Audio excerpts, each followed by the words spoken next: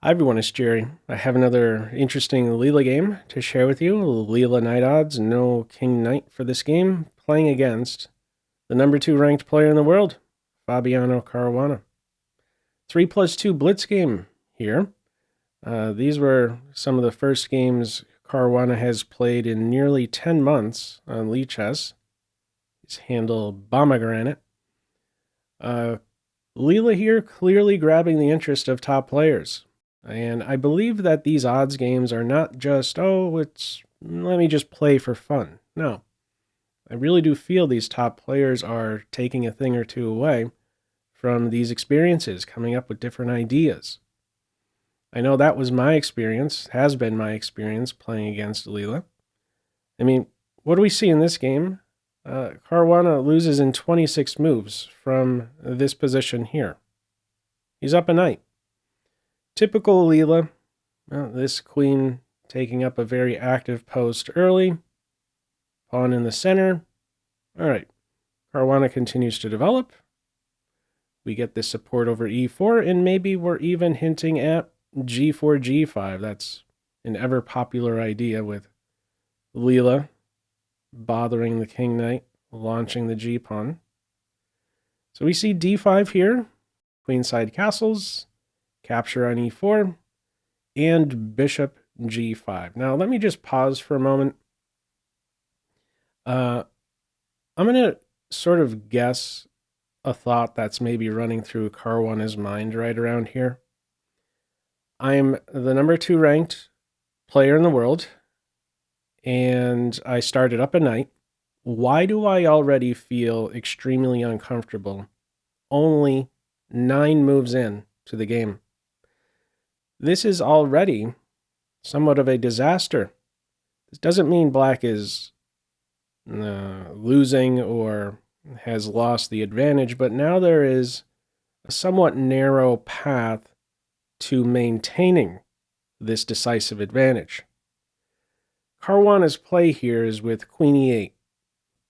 Other moves, bishop here, stay in the pin, multiple pins, and invite knight takes e4, which is already also uncomfortable with the king side ready to be fractured. This is what Caruana comes up with. He gets out of this pin, allows the king side to be destroyed.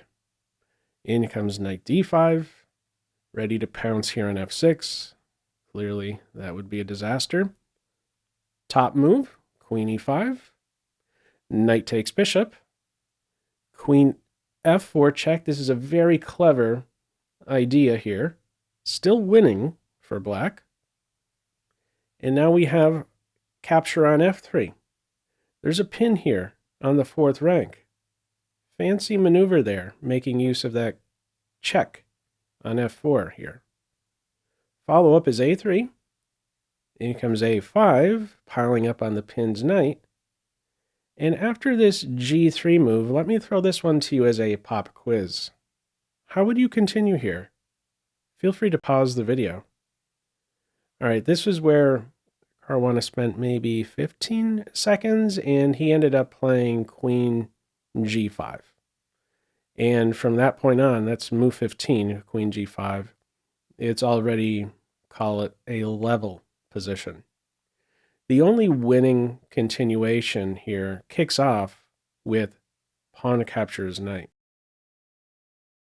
Basically giving up this rook here and playing a position now as black where you are down the exchange. It calls this around minus 2.3. That's a difficult move to play, I would say. You started up the knight, and all of a sudden you have to adjust and be prepared to play down the exchange. Leela has that effect on people. Queen g5 in this game. Knight takes knight. Develop the bishop. Perfect square here on d3. All of these pawns are very weak. In fact, every single one of black's pawns are isolated. This is incredible stuff.